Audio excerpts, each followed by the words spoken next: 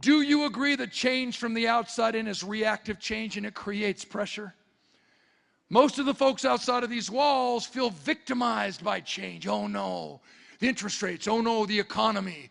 Oh no, September 11th. Oh no, oh no.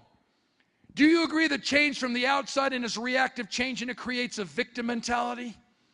What's a victim mentality? And any of you live with someone like, don't raise your hands. Any of you work with somebody with a victim mentality? Victim mentality. They look outside, it's raining, and they say, what a horrible day. No. If you live in Los Angeles, California, and it rains, it's cool.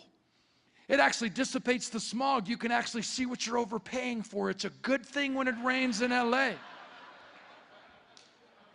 But how many of us are guilty allowing something as uncontrollable as weather to change our attitude, to change the way we dream our mighty dreams?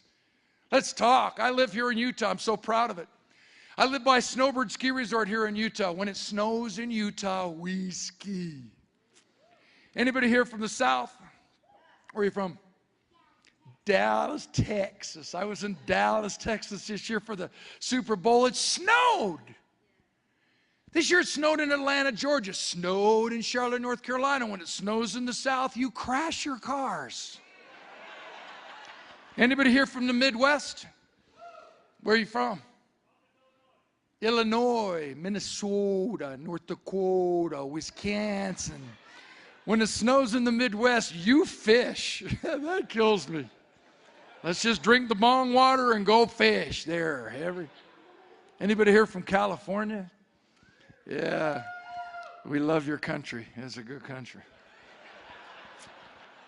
I was in Malibu Beach when it snowed for the first time. No one had ever seen snow before. All the crazies were out on the sidewalk going.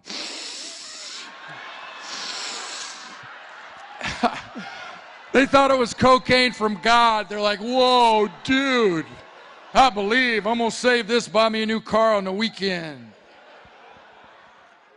If change from the outside and it's reactive change and it's what everybody outside of these walls is about, then change from the inside out is what we're about, and that's the single ingredient that makes the difference.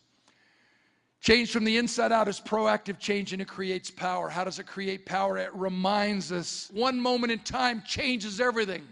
Do you believe that? Let me prove it. I was on the program with Henry Winkler, the Fonzie from Happy Days.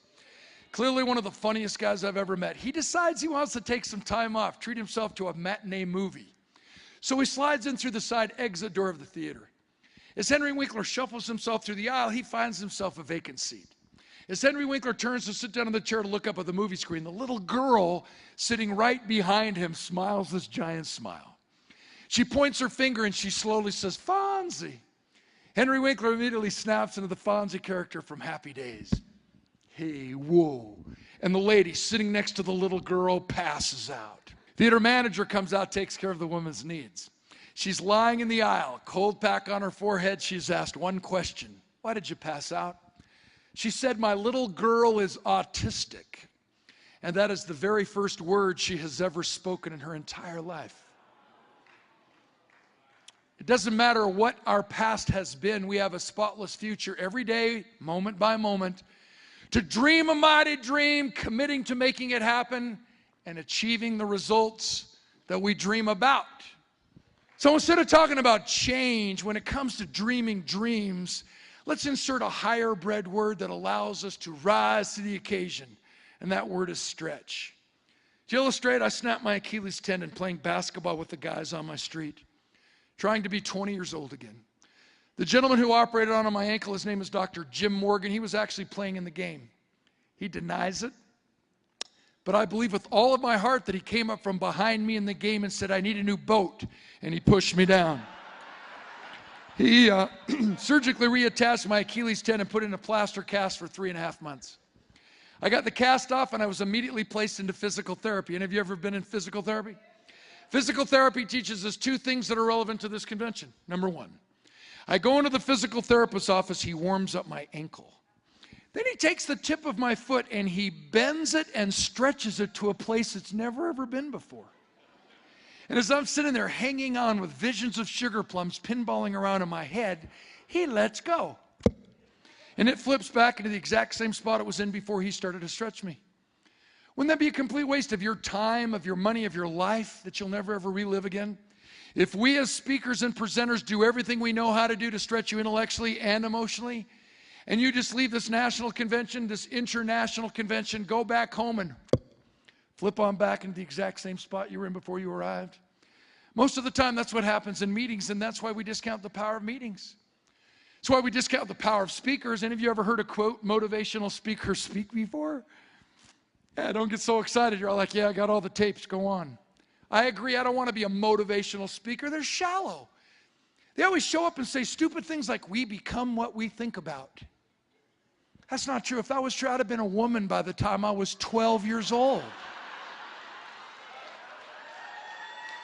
I want to be an inspirational speaker.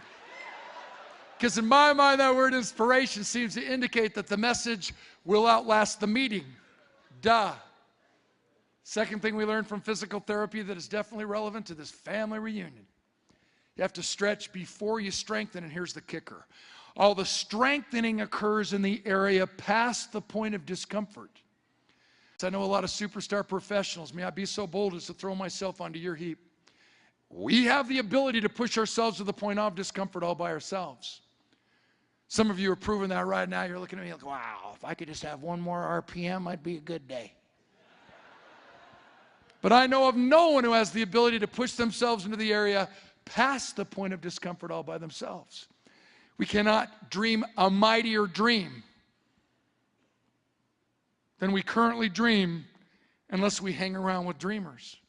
Unless we hang around with people who get it, who understand that stretch is proactively yearning to take ourselves to the next level, realizing we can't do it all by ourselves.